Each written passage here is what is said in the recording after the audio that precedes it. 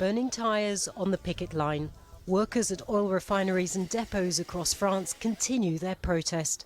They're angry over the government's new labour reforms, which they say favour bosses over employees, and they want the legislation scrapped.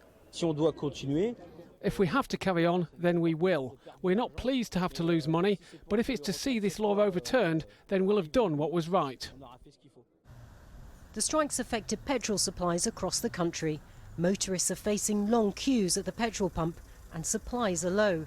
France is dipping into its emergency fuel reserves. We have about 115 days' worth of reserves set aside in France. Since the start of the crisis, we've used 3 days' worth. And the disruption's likely to get worse. Workers at the Nogent-sur-Seine nuclear power plant south of Paris have joined the action, raising fears of power cuts.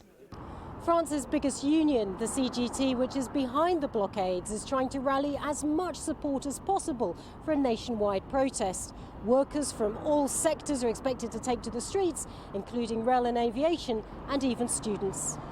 The government's vowing to break the strikes which threaten to paralyse the nation.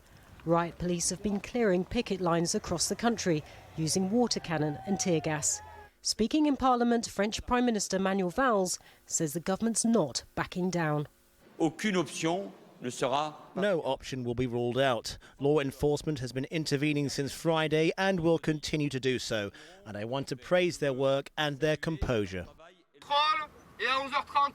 It's been more than 2 months since the anti-labour law protests began.